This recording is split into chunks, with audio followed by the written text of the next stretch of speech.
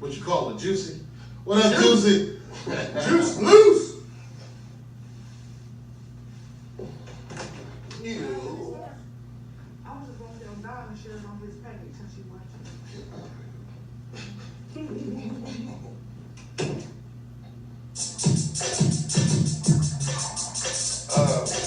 My brother had, I did some shit on a little rant. Naming rant. My girl, you know, my wife's friends. Little nasty ass old friends. That's my rant. Old friends. And the terror they reach. Alright, so we're about to get started.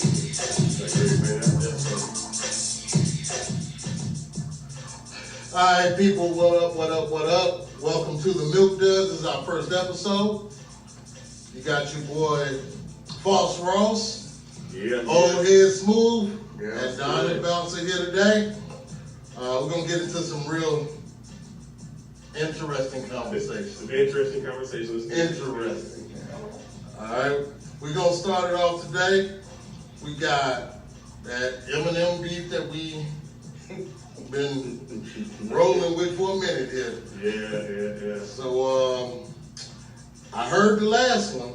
I'll be honest with you. I'm not that impressed with the last one. That wasn't what I was expecting from Eminem.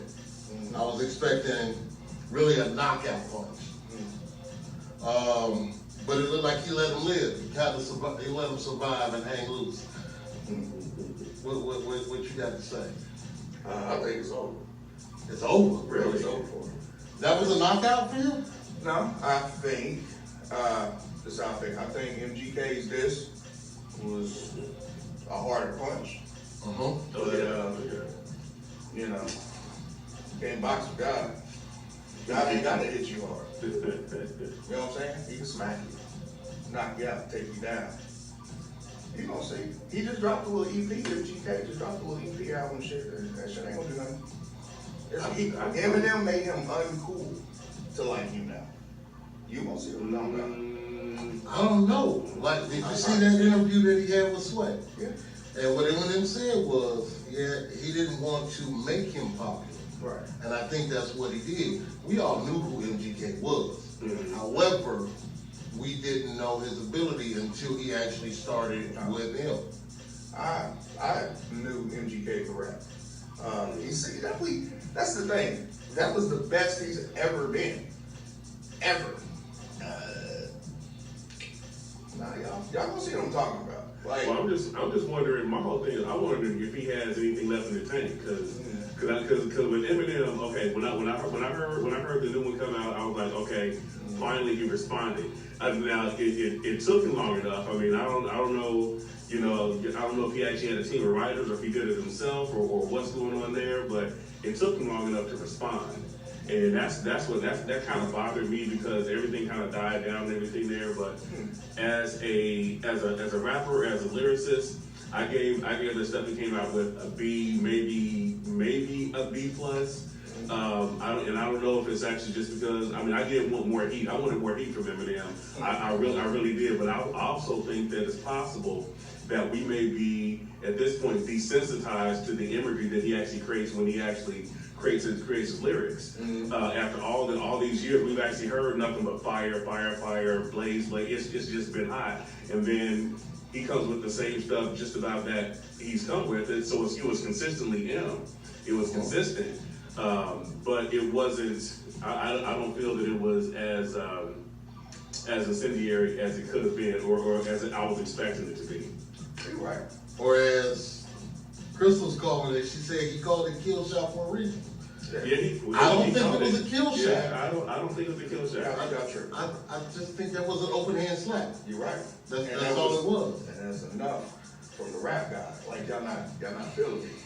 It's a wave, like he smacked him, but the wave effect killed him. You know what I'm saying? Mm-hmm. You gonna see what I'm talking about because it's still pretty fresh. You know what I mean? When it come out a couple days ago. Yep. Yeah, So y'all gonna see what I'm talking about. Like I said on the last one, I was worried if MGK had anything left to say. right. Maybe he put everything out all in that one, that song, and that was all he had. Because honestly, that song, that Rap Devil, has actually been better than what M's Kill Shot was. Yeah. It really and truly was. It was a hard as devastating punch. I would say he threw everything he had. It was his best Kamehameha he could throw at him.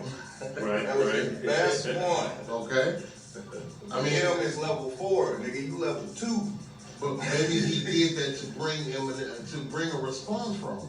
Because like you He got said, a response. Eminem took a while to come back to respond to that. Yeah. But M said on that interview with Sway, he said he didn't want to just come back out because if he ends up having to respond to everybody that he dissed, he'd spend the next 5 years coming with diss albums back and forth from different people. So he wanted to hit everybody with one diss, but ain't nobody else come back at him. Yeah.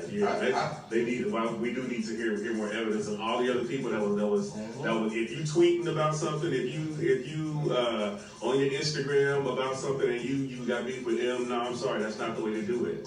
You got to come back out with some bars, with some heat, with some lyrics.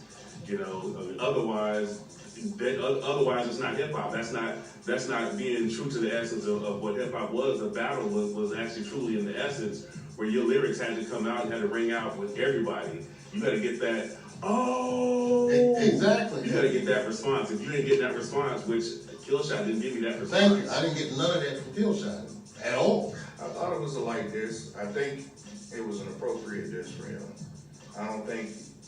No. Because you guys, this is what I'm saying. You guys are two of the only people that I know that hold MGK in some kind of weight with Eminem. I don't even think Eminem. I don't really hold him in that way. I'm just saying with the diss that he came out with, the diss that he came out with was upper level diss. It wasn't just jazz. I personally feel MGK's diss was the better diss. Yeah. I'm feeling like it personally, my bad. Sorry. Step over here. I'm feeling like I didn't put MGK up there. I think I'm impressed with his balls. Because everybody in the business has been afraid to even say anything about Eminem. Like the white boy's gonna kill me, I'm not gonna do it. This dude decided he was gonna try it. And he came with it. He didn't have step about him just in your mouth. No, he actually came at him. He didn't lightweight diss him. He full-fledged diss him. When you bring a person's kid into the business, that's something else. It's over, yeah. It's over for him. And I'm gonna be real with you. I personally think him just got his eyes on bigger fish. I think whatever. I think he's itching to tear Joe Budden ass up. Yeah, that's gonna be interesting. That's gonna be real interesting. I think that's where his energy is at right now. If I was, because can't nobody hurt you more than someone that's been close to you. You know what I'm saying? That change. Joe's a lyrical threat. I'm sorry. No, yeah, you're good. I'm just gonna say being that close, I mean, that shank cuts a little deeper than, you know, one coming from left field from Mr. Machine Gun Kelly. But yeah, I think MGK, his diehard fans gonna stick with him, and I think people will look at this and be like, hey, bro, hey, MGK, hey man, he went out swinging, yeah, and he died on the shield. That's what they. I still don't think I don't think he's dead. I don't. He's gonna come back with a little disc. It's gonna have a little buzz for about 2 weeks. It's gone, and then nothing again. Obscurity. What up, Dwayne? What'd you say, Crystal? That M is not worried about MGK? I don't think we will hear another thing from him. But what about? Ooh, I can't read that. Hang on.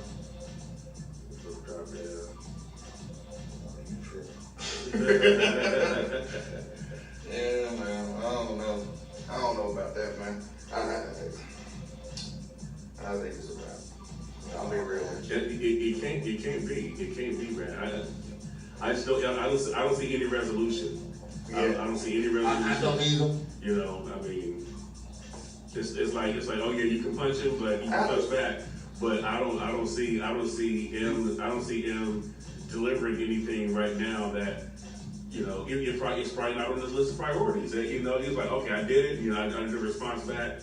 Like, okay, it was cool. You swung, but nah. Right. It's like, here's the thing. He didn't have to respond. Like him, the first the not alike. Mm-hmm. Even though it was a whole lot of actual disses, the way he was just showing him up, like lyrically, the metaphors, all the speed of the metaphors, the different flows, like the showmanship in that alone. And then it was just a warning. That's what made people be like, okay, bro, look, it's Eminem, cuz, like, you tripping. Like, yeah, you got a little good, whatever, but it's him. And then when him just smacked him, I thought him did him a favor. I thought him did him a favor doing the kill shot. Like, hey, look, here you go. This is it. This is the biggest you gonna ever get. Have at it. I'm not gonna say anything else. You're gonna kill yourself by just being whack. Some of the lines that him put in there kind of, like I said, I thought those were kind of cool when he was talking. I was more, honestly, I think my problem is I'm more impressed with the interview he had with Sway than I am any of the disses that he didn't put out. Because, I mean, the straight up, the conversation he had with Sway was real. He was giving straight up real opinion, and he was speaking from the heart. He was like, me called Diddy? What the fuck? Why would I spend my time doing that? I mean, I don't understand. He's like, well, I gotta give you a career to end it. That's to me, I'm like, dang.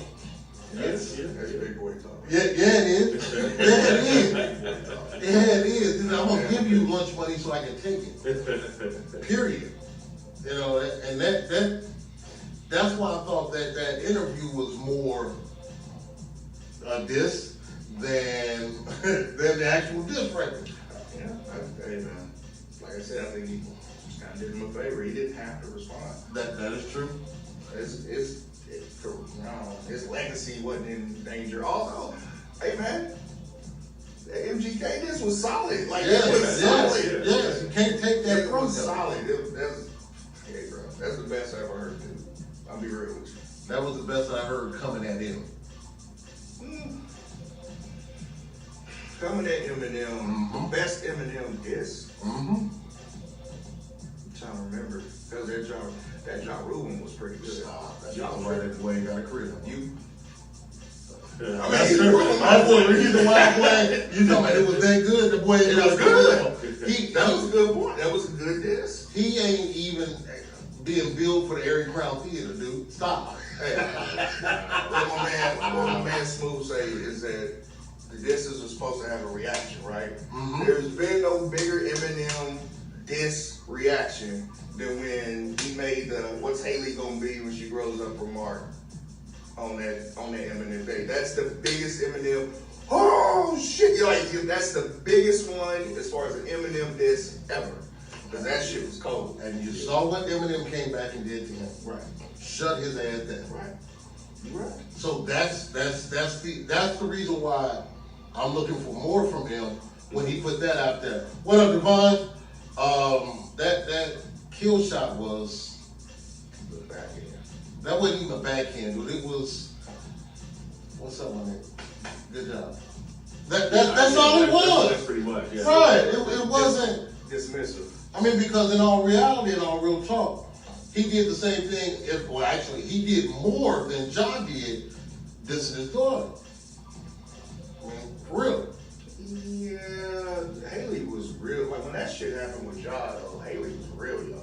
Cause that shit happened like 2002, 2003.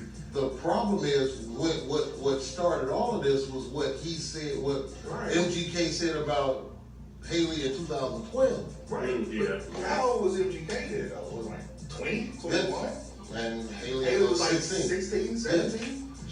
I mean, he's grown, but that's not as egregious as a grown man telling another grown man, your little daughter gonna be a hoe. She ain't gonna, a whole drug addict, ain't shit ass look like, bro, that's, bro. Around these parts, I mean, I'm pretty sure some guns were coming out over that. Bro, you know what I'm that's saying? just, So that was. and you already don't like this dude? Yeah. Come on, So, bro. I'm just saying, Nah. just to mention my child's name and a song, period. Nah, bro, but they revived. This is the difference. They revived. What up, Takara? They were like a viable threat, like Murder Inc. and them, bro. They were moving shit like that. You know what I'm saying? So he was an equal. Asante was a viable threat. Whatever, fam. You tripping? 50 had already killed Ja. Not quite. Bro. That's Ja Rule was everywhere back then. Ja was reeling. He was like, oh shit, oh, it's about to I happen. think. I'm about to taste the canvas. Well, I think he was in a situation where he couldn't respond. There had to be something legal going on where he couldn't respond. I'm pretty sure it had to be something like that. With who? With Ja, when he, because he would have, after he came over and clapped back and all this stuff, then he would have came out with something. At least I think with something going on that we just don't know about. That's what I'm thinking. Nah, they hurt their pockets, bro. Yeah. When M and 50 came out, it was simply uncool to rock with them. Right. That makes sense. And then, like I said, M had Murder Inc. was such a viable threat. Eminem didn't just come and do one disc. He launched a fucking mixtape. He launched a mixtape A full song. barrage. The entire, G Unit, D12, everybody, Busta Rhymes, they just The pulled their whole friends. aftermath. They just, hey, you want on this shit? DMX, whoever they released that year was aimed at them. So that's how, that was an egregious offense there. You know what I'm saying? You don't. I still would have wore from him though. I did. I apologize. That to me, I just think we needed more out of that because that was not it. So, It was adequate. all right, so we gonna stay tuned. Hopefully, they got some more coming up, and we'll be able And to hopefully critique that. they keep it hip hop and don't go to the mattresses. Hopefully they keep it hip We hop. talking about two white boys. Hey. We talking about two suburban white boys. We're not really worried about it. MGK just has a bunch of tattoos. He's not a thug. What I'm saying, how you gonna name yourself after a gun and you got a man bun? Right. Stop. I'm not worried about that dude being a thug. That's not gonna scare me. He's about as soft as Tekashi 6ix9ine. Sorry, I mean I don't. That's all I'm calling. What?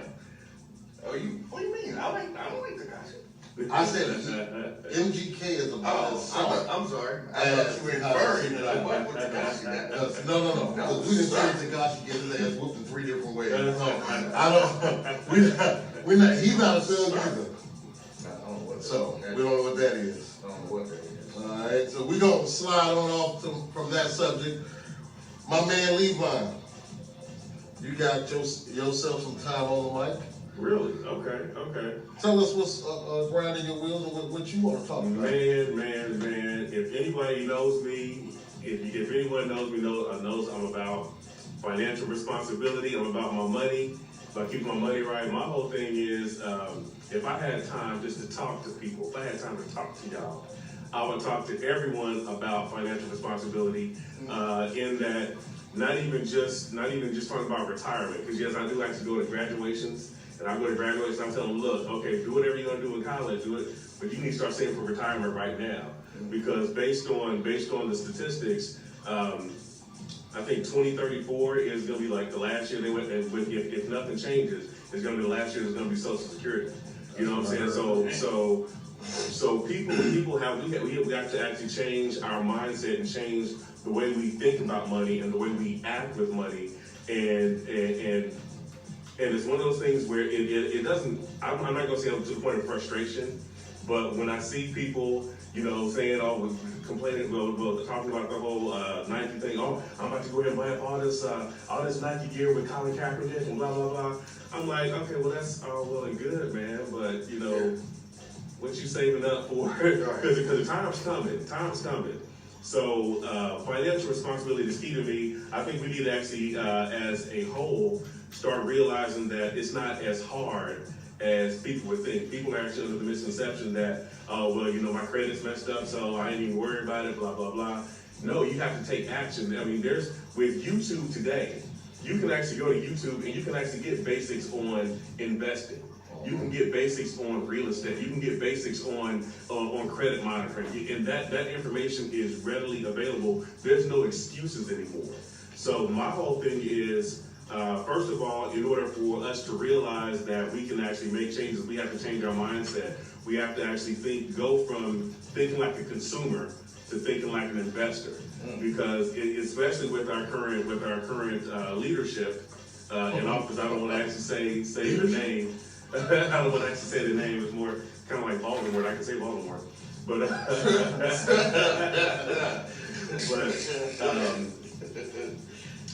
basically, the information's out there, and in this era with our leadership, we have to actually learn to make money like they make money. And it's not something that can't be done anymore. You can actually take $500. You can invest with a lot less. You can take $500 and actually get into. They have like crowd sharing, like crowdsourcing real estate now. I think it's called FundSource or something like that. I can actually look it up and come back with you guys and give you guys some more information. But you can become a real estate investor with just $500 really? To start out. Yes, those little things like that. People don't even realize the importance of checking your credit report on a regular basis. Free apps like, you know, Credit Karma. I'm not actually sponsored by or anything like that at all, but I've actually used Credit Karma just to kind of keep up on things. And I was able to go ahead and go through and you know, kind of remove some things that were on there, kind of get my credit back in order, or it actually at least gave me a path to get myself back in order. So small things, you don't have to actually do everything all at once. But take advantage of the resources that we have available. Like I said, everyone looks at cat videos on YouTube. They look at the MGK this, the Eminem on YouTube. They look at everything, but there's information. Exactly. So if you're thinking as a consumer, yeah, you're actually looking for, you know, whatever's popular, the little fun videos and everything, and that's cool and all. But there's also information out there. So if you change your mindset from a consumer to an investor, you start looking for that information. And I want us to actually start looking for the information and taking it step by step, you know. Help ourselves. Exactly, help ourselves. They say the journey of 1,000 miles begins with one step.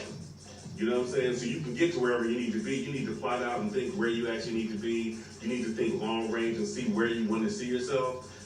But you need to actually take a step to move towards that. You know what I'm saying? Yeah. So if I actually have the mic, which I've had the mic now for a little bit, my whole goal is to empower people to take their financial security seriously. It's one of those things where if we can make one or two small changes, once you actually have success with those, continue on, go to the next step. And once you start learning more, you start realizing, hey, I'm saving money. And don't think of saving money as a bad thing, as a bad word. You can actually start to build, but you can't build without a foundation. So that was just my time on the microphone, just to rant. And I want you guys to actually really take your financial responsibility, take it seriously. Man, one question before we go.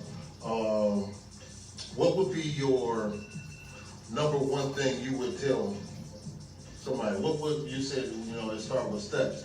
what would be that first step? Your very first step you would always tell somebody as a way of starting off their financial freedom? The very first step, I would actually say, and this actually goes, I'm actually going to use the analogy of the GPS. You need to know where you are. The first thing is to look up, you go ahead and get your credit report. You get a free one every year, plus there's multiple apps. Like I said, I use Credit Karma, and those are the first steps. Find out where you are, because if you know where you are, you can actually look to see what you need to do to get to where you need to go. Gotcha. So yeah, we can work on those other steps. Find out where you are. Everyone, go ahead and get your credit report and find out where you are on the roadmap. All right. Those were words brought to you by Old Head Smooth. Old Head Smooth. All right. But you brought me into a segue there, talking about that old little Nike beef that everybody's got an issue with. My issue that I really got to say is, before we really get into this, if you're not part of the solution, you're part of the problem. If we still talking about Colin Kaepernick on a knee boycotting the national anthem, then that's a problem. That's not what he's boycotting. Exactly. I've heard so many different views on what's going on and how he's disrespecting the country. Disrespecting the flag. Yeah. The troops. It went from the troops to the flag. No, I'm sorry. It went from the cops to the troops to the flag to the country. That he should be proud of his country. Honestly, the one thing I will say is, why should he be proud? Why would you? What would you be proud about this country? I understand, yeah, he's $1 million athlete, he's being paid just to play a game and all that. Well, what is he proud about? That? That's the reason why he ain't doing it no more? I mean, what are we proud about? We're proud about a country that will allow the men in uniform that we pay to kill us. As a black man, every day I leave my house, every time I leave my house, I worry. I'm about as clean cut as they come, man. Now, back in my younger days, that was a whole different story. But right now, I'm as clean as they come. I wasn't scared of the police back then, but I am now. How does that work? How is it the older I get, the more in fear of the police that I am? That just is not making sense to me. You were able to gain more information. You were able to actually take in the experiences, and you're like, oh, you know what, they ain't playing. Yeah. You were able to actually take in over a period of time. You know, being younger, you know, you're thinking you have that invincibility. Oh yeah. You know, hey, hey, it ain't gonna happen to me, blah blah blah. But they can't catch me, boy. I got them wheels. Them wheels not doing too well right now. Them wheels squeaking on or something. Squeaking. Something crack. But no, I mean, in all honesty, because I got younger sons, and they're all out. They're out in the world, and they're fighting their ways. Right. And they're struggling with that. That's all young men do. I mean, that's just the way life goes. Well, I'm sorry, were you not rude? No, I'm sorry, go ahead. it's just rude. I am. But I'm really worried about the situation. That conversation that we used to have with our kids about don't say nothing, don't do nothing, don't, just follow the orders of the cops and you'll be fine. We can't even do that. Can't do that. And that's not even the case no more. And then with this generation, I want to put a little bit of blame on them also. This entitlement generation is what I'm going to call it. They believe that they can say and do anything that they want to. They have that right. They got that freedom. Bro, no, you don't. Being real about it, yeah. Let's be real about it. No, you don't.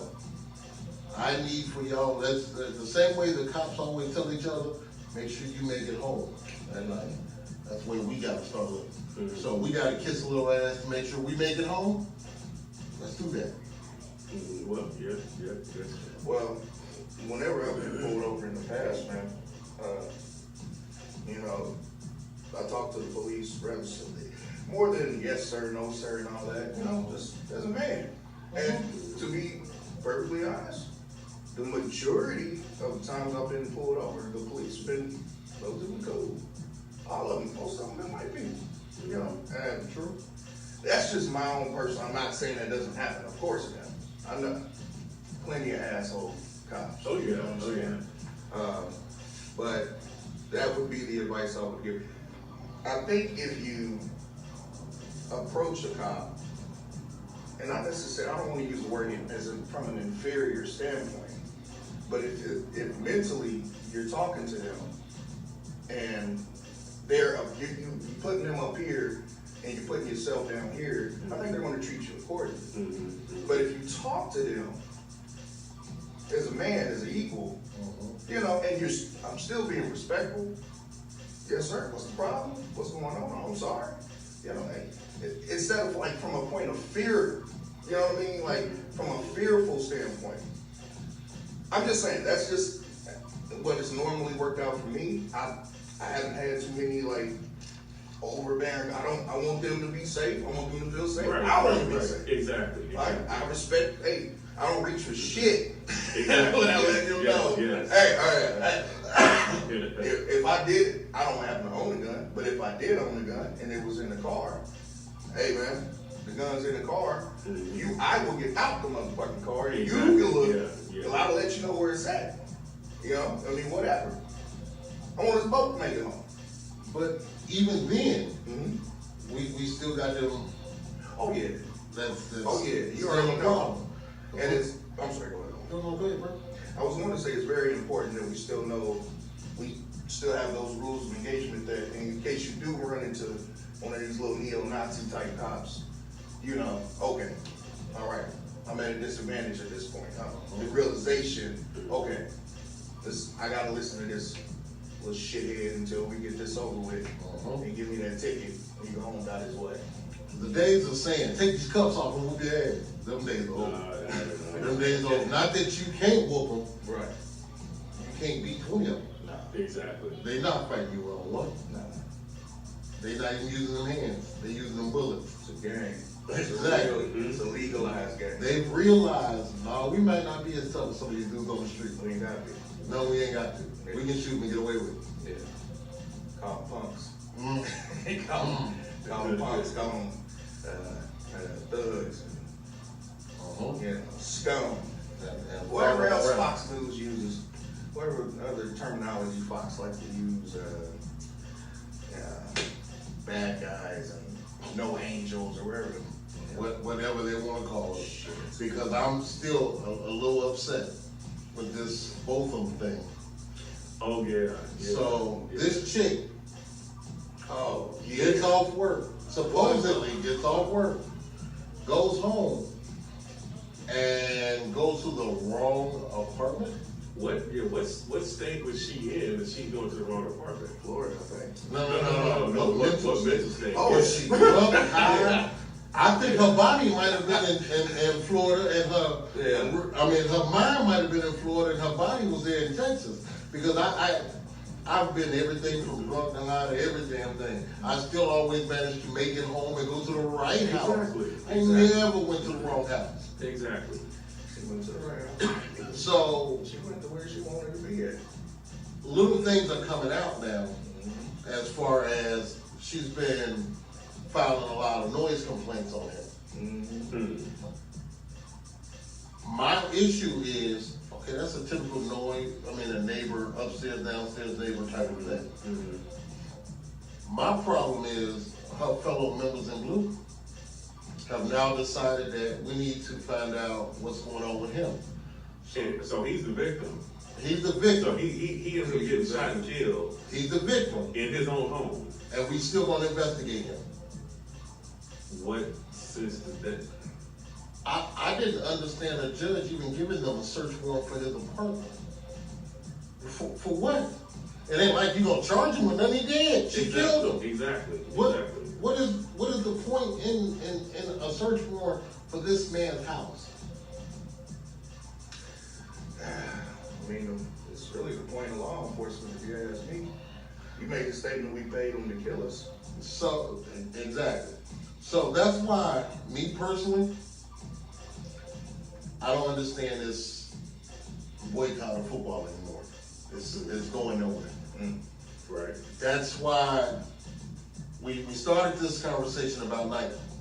That's why their boycott of Nike means absolutely nothing. It's like our boycott of football is meaning absolutely nothing. Right. I don't like Jason Whitlock a whole lot. I really don't. Trash. However, he made a valid point. Why are we boycotting a company, which is the NFL? Why are we talking about boycotting, and why are we boycotting a company that employs and makes more black millionaires than anything else in the world? We shouldn't be boycotting that. Cause yeah, they got families too. I mean, Exactly. they got families, they got friends, they got people that they're supporting. They got people that they're helping to build and get out of certain situations as well. You know what I'm saying? That's what they do for a living. It just so happens that there's some people that are really, really frustrated and upset with certain things, and want to use that as a platform. But hey, you know what? I need a game check. You know what I'm saying? I got families to support. So there's people that actually. The thing that I'm actually tripping on is a couple things. Whatever happened to just standing with a black fist? You know what I'm saying? Standing with your fist in the air. That way you're standing up, but everyone's seeing that you're still protesting. Hey, I'm here, but I'm still protesting in my own way. That's one thing. He's throwing gang signs. Right. Hey, They still found a way. Oh yeah, exactly. He's a member of the Black Panthers.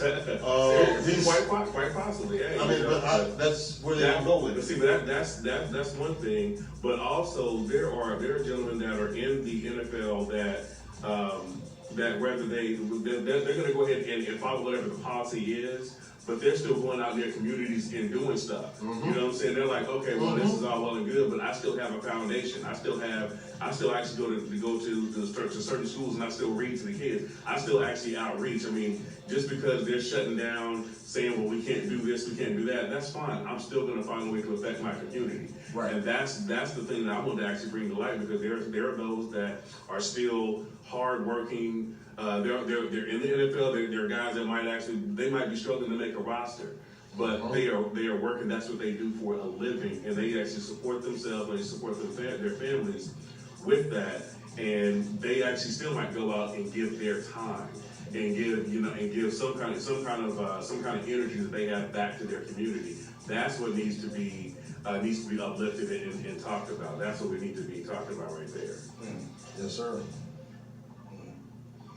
Yeah, I just missed football. So. No, it's all right. You just missed football. I just missed it. I just want me to watch it. I like playing fantasy. That shit's awesome. Awesome. I just missed watching football, and I was just like, you know what? I mean, shit. What I sacrificed last year, dude. I'm done. Selfish. I know. Selfish. I didn't sacrifice last year because I didn't either. my whole thing is I don't know. I don't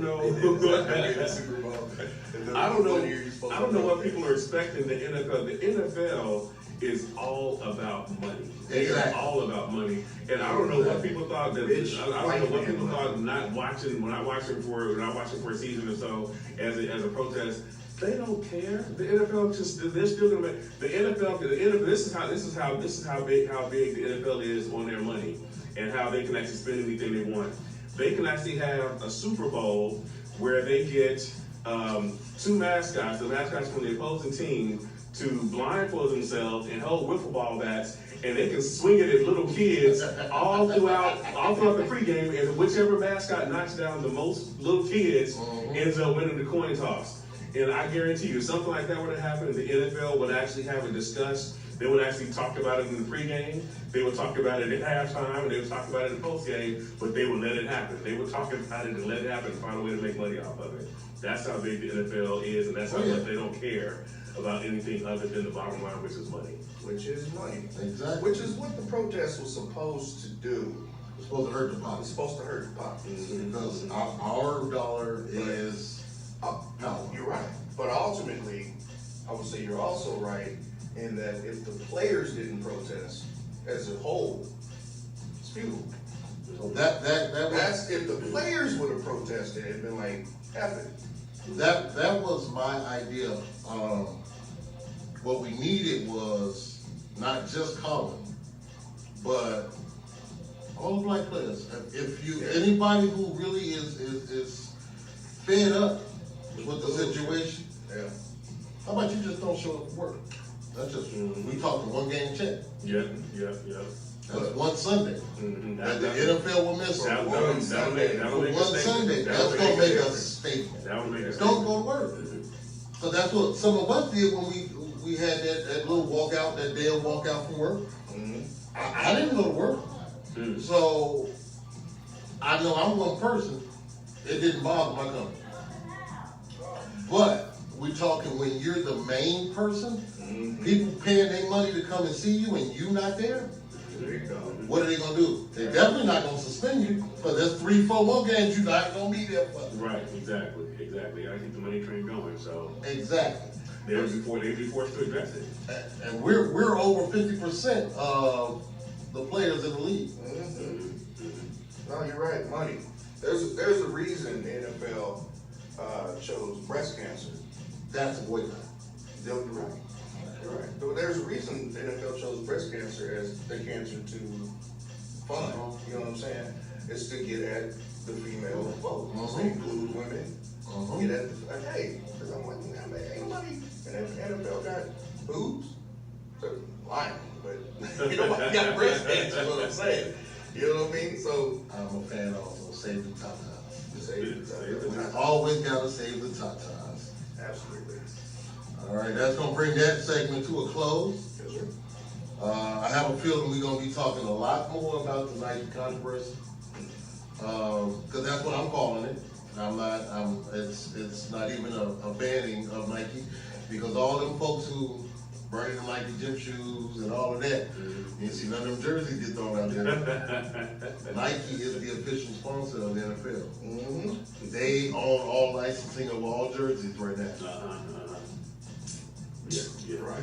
So now you boycotting the NFL too. By burning your Nike. Go right ahead. Go ahead. Go ahead. Go ahead, because then you helping the cause by letting us address it. So go ahead. But remember, we need to stop talking about it being a Nike boycott, a Colin Kaepernick boycott, or the NFL. No, let's bring it back to what it's supposed to be. Mm-hmm. We are speaking out about the racist cops, the unjust cops, just asshole cops that are out there just doing wrong, period. Not being protected. Exactly, and being protected. By not just their peers, by the higher ups. By their boss, by their boss's boss, by the judges, Yes, sir. by the courts. You know what I'm saying? By the president. By the fucking Because if he don't say nothing, ain't nobody else gonna say nothing. All right, we're gonna step away from that. But again, share this video, throw some comments out of there, let us know what you think. We'll always be looking forward to answering those at maybe our next show. Yeah. Just let us know what you're thinking. And at this point, we're gonna step it over to my man, False Ross. False. Mr. False Ross. All right. Well, What you ranting about today? unlike my man Smooth over here, he gave some real strong information. You know, he gave some serious information. Positive. Super positive. I'm petty. Positive, I'm petty. I got something to talk about, man. I got to get this off my chest. I'm married. Been married a while. In my tenure being married, I've had to deal with some bullshit.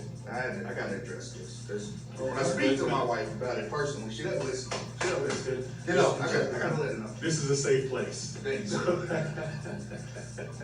Why do women keep the hoe as their best friend? You have sisters, you have a mother, you have people in your life, you have a husband. Why is the hoe, Delilah, the hoe about it? The whole battle. Why is she your best friend? Why is she the shoulder you turn to, you lean on, you cry with, you confide in, you take advice from? You don't even like this bitch. You don't even really like her like that. You only call her when you want to go out and get some drinks. You want to hang out and switch the monotony up in your life. You don't even like this bitch. I don't understand why she's your best friend. I don't get it. I've had more problems in my relationship. Yes, he's saying ho. Yes, hoe. I don't know what whore, stank, scallywag. You call her whatever the hell you want to call her. She a hoe. Been a hoe. No name, bitch got 6 kids. 6? She just got married last year. 7 baby daddies. I'm gonna post this shit. The bitch think I hate her. I do. It's okay. I do. She always thinks I'm talking about her. You are. No, I'm talking about the bitch now. Okay. I'm talking about the bitch now. So before, yeah. Before, Yeah. no. Look, you're not that important. Right. But you earned this. I got a chance to air my shit out to the world. Oh, bitch, you gonna feel it. I can't stand it. I don't know why she's around. She told me the other day that she started this shit, y'all. She started this animosity. She thought I wasn't good enough for my wife. Getting comments from our viewers. That's okay. I'll leave them there. She thought I wasn't good enough for my wife. So she treated me accordingly. Then she was scared that I was going to replace her as the best friend. You know what I'm saying? I don't know. You female, I'm male. Like, yeah, you got your lane, I got my lane. What's the problem? Nah, that was good enough. I had to put my foot down. I had to put the foot down to establish boundaries. That wasn't good enough. Now my wife come between. Right. I respect that. I understand that. I'm not trying to disrespect your girl. You need to check your friend. For whatever reason, those boundaries don't get clearly established.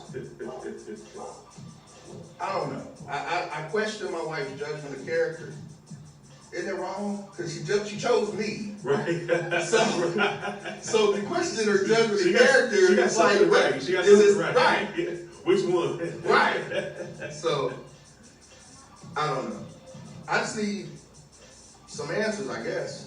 I guess it's now time to look. Yeah. Why the whole friend, ladies? Help me out. Help me in my marriage out, because I'm trying to understand my wife more. Okay, so I'm reading a comment here from Crystal May. Crystal says she's the only person that your wife can go out with that won't judge her. So that's the reason why she's keeping her around. She's probably living vicariously through her. So my wife's inner hoe needs some expression. Is what's going on here. She needs a whole avatar. That's what She needs a whole avatar. See the whole avatar. Let me take a moment and put this disclaimer out. These views do not reflect the opinions and decisions of the Milk Duds. This is a singular view on behalf of Mr. False Ross and the issues that he had with it. So now we go back to our regularly scheduled time. I just wanted to make sure we got that. So we don't get judged by the masses when they view this. Yeah, I'm trying to get your money right. So I'm trying to get your money right. So here we go. I'm just bringing out a positive situation. That's what I'm trying for. Positive. King Petty over here. Petty. So, there's a question. Did you say Petty Wap? Petty Wap. Petty Yes, Wap. sir. Is she still a hoe after she got married? I don't know. With 6 kids, mid 30s, there's a reason you married her. What does the 6 kids make her? How does that make her a hoe? What I'm not making, well. Because that's what you're bringing. I'm The sorry. I'm 6 asking. kids, the 6 kids ain't new. Like, it's not like she just got, and then she got a 6th kid. She had 6 kids. Okay. For a while, you know what I'm saying? So she had her 6 kids in her early 20s, cuz. What you mean? Okay. But And they wasn't all one dude. It's 4 of them. 3 of them now. So, you know what you mean? I still don't think that makes her a hoe. Oh, well, I'm just. we going through different ways now. That's why I'm asking. This is where it parts. It's not just the 6 kids, bro. Okay, You so- think that's all? I'm sorry. What Did you else? think that was all? Well, that's all you gave us. Okay, yeah. I don't know. So that is the main example. Okay. She's just a scummy bitch, cuz. Like, you ever know, like, the motherfucker that tries to get over on somebody whenever they can? Tries to, whatever game they can run. You know what I'm saying? Low life, low character, bad character, cuz. Like, she's not a good person, cuz. What you mean? Like, No, I'm laughing for that Crystal. She says 6 don't make you a hoe. If so, she's halfway there. I'm sorry. That just called me off guard. I'm sorry. 6 don't make you a hoe. I'm sorry. I guess. Okay. You right. 6 kids don't make you a hoe. If you've been married to one man, you got 6 kids, something like that, that's what's up. Yeah, That's what's up. Yeah, That's not home. And then you got divorced and you still, that's not this case here. That's not what's up. It's not like, she did it the right way and it just didn't work out. Nah. Just the gutter. So you're saying that she became a parent with the trial and error. Like, okay, I'm gonna try this, I'm gonna try this dick, it ain't working. I'm gonna try this dick, it's not working. I'm gonna try this dick, it's not working. That's what happened. And it just so happened that an offspring was left around. So could it possibly be, and I'm just asking this, could it possibly be your dislike for her, your disdain for her, that forces you to make her be a hoe? No. No, the hoe was existing before I even came into the picture. I just happened to run into how big of a hoe she was. That's what it is. And it ain't just that. It's not, she's unlikable. You happen to be the hoe. That's extra. That's the cherry on top, is that you was a nasty bitch on top. But you a bad person, cuz. Like, I don't fuck with you on a personal level. You dig? Like, and I don't want you nowhere near around my wife, influencing her in any kind of way. You're not good. You're not good for the situation. You're trying to avoid hoe by association. Bruh. What Bernie Mac say? You sit and shit, you get up and flies, whatever the fuck you said. You dig what I'm saying? Like, goddamn it, you sit around shit enough, you gonna end up with flies. Right, yeah. I lay down with dogs, you get fleas. Is that what you're trying to say? Okay, whatever. I got you. Yeah, I got you. Okay, whatever. I got you. Whew. Yeah, woo. You need another 5 minutes? No, I'm good. I'm good. That bitch ain't worth no more. I'm straight. I just gotta get that out of here. Woman change. All right. So Crystal just gave us her view. She's saying that men are quick to blame the woman friend. Okay. I blame my wife for keeping that funky bitch around. You right, Crystal. You right. You're absolutely right. I do blame. Goddamn it, I'm gonna take that up with her and get home. That's all right. You're right. I just want you to know. Yes, sir. We got a couch for you. Yes, sir. It's all right. I ain't worried about it. She's talking to you. Your lady is responsible for her own actions. You are correct. Now I'm responsible for my lady. Yeah. Oh yeah. How? How? No. I'm just trying to figure that out. When you say you're responsible for her, And what meaning? And what meaning is, my wife's health, safety, all that is my responsibility as well as hers. It's a shared responsibility. My wife, as a husband, absolutely. As a husband, you're charged with your wife's and your family's well-being, bro. Sure. Whether that means you gotta save them from themselves or not. You did.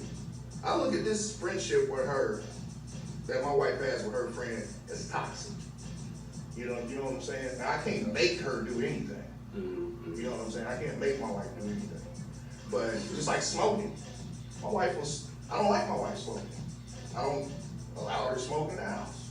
And she can sneak outside if she wants to. Whatever, it's your body. But I want you here in the long run. You dig? I want to keep you from that shit. I want to keep you from anything that's going to hurt you in the long run. Including that funky bitch that's been in your life this whole time. Ooh, goodness. So yeah, I feel responsible. You dig? Yes, sir. All right. I don't want to be that whole friend. I mean, I don't want her. I don't want to be involved. I'm sure you don't have to worry about that, bro. I don't want to be involved in that. I'm not about that life. You ain't have to worry about that with me, bro. I don't keep fraud motherfuckers around me because, nah. Nasty, big mouth niggas, vulgar people. I keep all them around. Gotcha. But fraud, poison motherfuckers, nah, you ain't have to worry about that.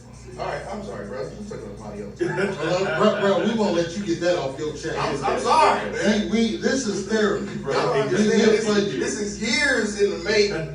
This is years. It sounds like it. Like you got that deep down in. I can't even point here. This down in here, bro. This way down in there. Even the sleeping volcano has to erupt every once in a while. So yeah, I can understand that. Yeah. But we gonna move on.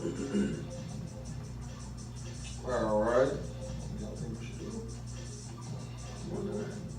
it? Yeah. All right. So now we got a really touchy subject.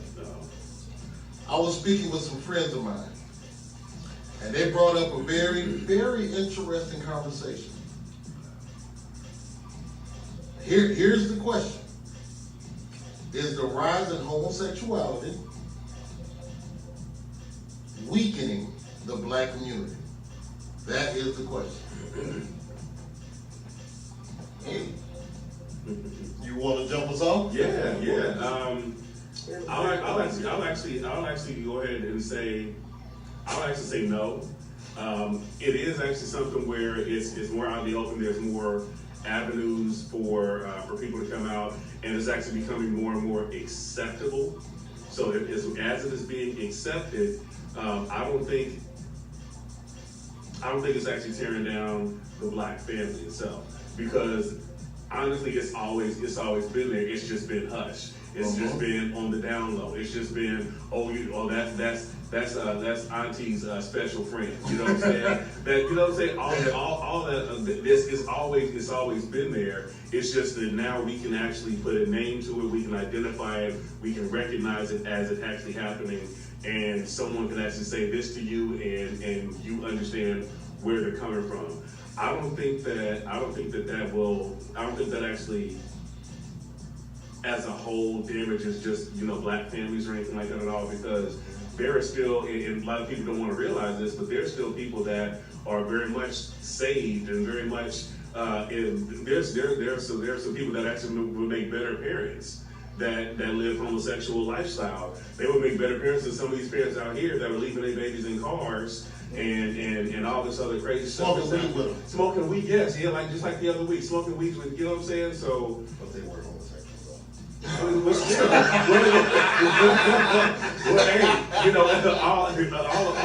of us are human.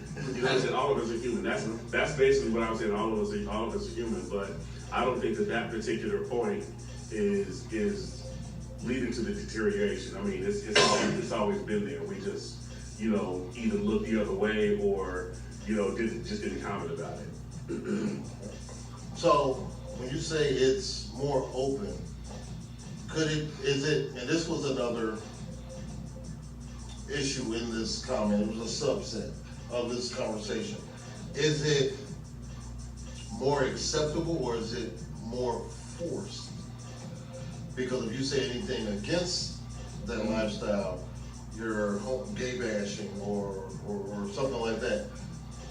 If my religious belief tells me that it's wrong, am I supposed to go against my religious belief for you to be okay? Yeah, you don't have to go against your religious belief because it's not whatever they're doing over there is not affecting how I'm raising my family. You know what I'm saying? Basically, So, mind your business. well, not necessarily, not even that. It's just that I actually lead my clan the way we're gonna march. Okay. So if this is where we're gonna march, these are my people, then that's where we're going. I still see that there is value in knowing people of all different backgrounds and all different lifestyles because everything is a learning experience. You can learn something from everything, from everyone. Like I said, we were being discriminated against. You know, there's been discrimination all throughout this company. The company, United States is the company, actually, it's a corporation. Oh, If we're being that's what real, he said. Don't tell if we're me. being That's what he real, said. you know. Don't tell me. So there's something to learn from everyone. We should all be tolerant. You know what I'm saying? Just because I live this lifestyle, I can actually live my way and be at peace with who I am. You should be able to go ahead and live and be at peace with who you are because what you're doing is not killing my family, not affecting my family. I'm still leading my tribe and where we need to go. Gotcha. I would say probably no. And if the rise in homosexuality was affecting, let me think about that, man. That's tough. Okay. I would say We'll come if back. it okay. Well, my answer to it is no. And the reason why I say is the rise of homosexuality is a snowball effect from absent fathers. There's a lack of masculinity in the black community. And when I say masculinity, I mean there's a lack of positive masculinity in the black community. And that's what we're missing. We've got women trying to raise men. We've got boys trying to be men. We've got girls not even knowing what a man is. A man is or what he's supposed to do. Right. Stepping in that role.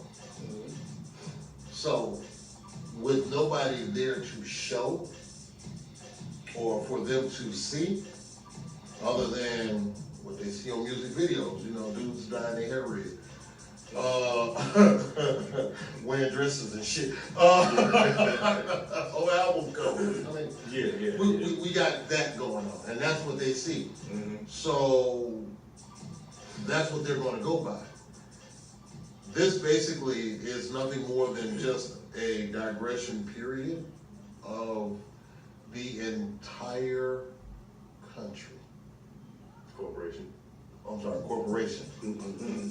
Because it's not just in our community. Exactly. It's actually global. It really is and I hate to say it, a Sodom and Gomorrah type of thing, situation going. So, me personally, everybody, you live your life. I am not here to judge you for anything you do. Exactly. You got to answer for that, not me. I got enough that I got to answer for. Right. I don't want to have to add my judgment of you to that list of things I got to answer for. So no, you go ahead and do you. Yeah. What I was going to say is, I think if it at all was really affecting the black community in any way, I think it would be just because maybe homosexual people who are homosexual or whatever would identify with that first before being black, and not all of them. It's just, it seems that that's the more important fight to most black people that I feel who are gay, because they're proud to be gay. I understand it. I get it. Nah, bro, you black first. You know what I'm saying? We gotta get that shit right first. Like you got two wars to fight. I understand. But if it did affect the black community or whatever, that would be the only way. Is that, to me, is that, you know, they would identify, if they identify with being gay, lesbian, what's the LGBTQRF, whatever. Right. Whatever that is. There you go. Whatever they, you know, if you're black Uh-huh. and you identify with being that first before black, that's an issue, man. Like that's taken away from us, from our That's a life. very interesting take like that. Very interesting take. Well, maybe they do that. Maybe it's because they feel like being black is accepted. No, that's I mean, more so than. not that they don't feel it. It's just I mean, I don't know. I'm not, so I don't know for sure. I'm just stating that might be the case. I don't know. Or are you meaning like, okay, so like if it's, are you meaning, especially if it's a male, if being black and gay is accepted? Because that, being feminine and you're a male, I definitely think that makes a certain persuasion and power feel a lot more comfortable around big black burly men, you know what I'm saying, if we're a little feminine. It makes them feel a little bit more happy. Okay. I can hear what you're saying, yeah. You think because they are feminine, there is not that intimidation factor. Okay. Yeah. I really think it makes I can hear that. certain people win. Fucking white people. It makes white people feel more comfortable if somebody Daniel's size is. But don't be fucking referencing me. Nah, bro. No, Somebody- you just as big. Giant- no, Somebody you has ain't get a go ahead and say point your to size. let me know No, that I'm short and Hell no. I don't care. whatever. Your size. Nah, nigga, your size. Your size. He Big leave old us. built ass motherfucker. Oh, Look. I don't care. We're not gonna reference me in a gay manner at all, because I'm not. I didn't reference you in a gay manner. But use yourself as that reference. That's what you do. Use yourself as that reference. I'm using a man that I find No. if he was gay. No. threatening. No. If somebody your big ogre built ass was touching on his, rubbing your head and shit. Hey, bro, look, man, there's problems in here. So I know if I feel threatened, they got to be threatened somehow. That's all I'm saying, This cuz. whole it took a whole left turn. No. We are not using me. It's just not going there. All right, man, whatever. So, I was just saying. Somebody your size, if you were, I can Hold on, see, man, I can see. I'm making those references, touch the nigga's shoulder and shit, cuz, you know what I mean? I just told you, I'm wait. I'm listening. I don't even know what we talking about no more. You lost your damn mind, man. Put me in a man. You fine, man. You don't. This milk dud has got to go. All right. This milk dud's got to go.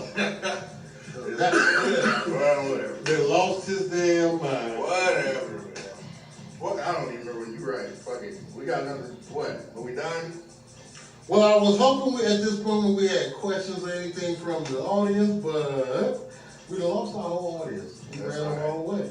They was like, oh no, these niggas talking about some gay shit. They be out here. Well, they left before they, when you were calling that girl a hoe for having 16. Everybody was like, oh, Hell no. no. See what I had to do with this. Well, bitch, Look, you even made Chris believe, man. reevaluate. You got And she was half of her. That's what she was saying. That's not always right. But that's what she said. I'm halfway there. That's not on 3 kids. That's normal. Yeah, that's Especially if you live in like your mid-30s. Yeah. Like, that's My normal. mama had 3 kids. What's your Right, bro. Like, that's not wrong with that. This apple was 23 with 6 kids. I got 5. Does that make me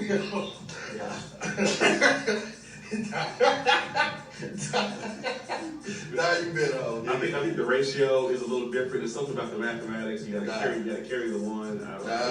Not this nigga. You're trying to clean it up, man. This some shit, you know. I had fun, y'all. This milk dud is on its way out too. It's gonna be. It's gonna be. You see that? Milk dud. It's singular. We didn't say that. This is about to be milk dud. But no, I did too, man. I heard both. We're about to get out of here now. Yeah. All right, y'all. I thank y'all for tuning in. Like the video, share the video. Share this shit. Unless you got 6 kids, then reevaluate your life. Get cable. No more Netflix and chilling. No more. Yeah. All right, y'all. We out of here. We definitely.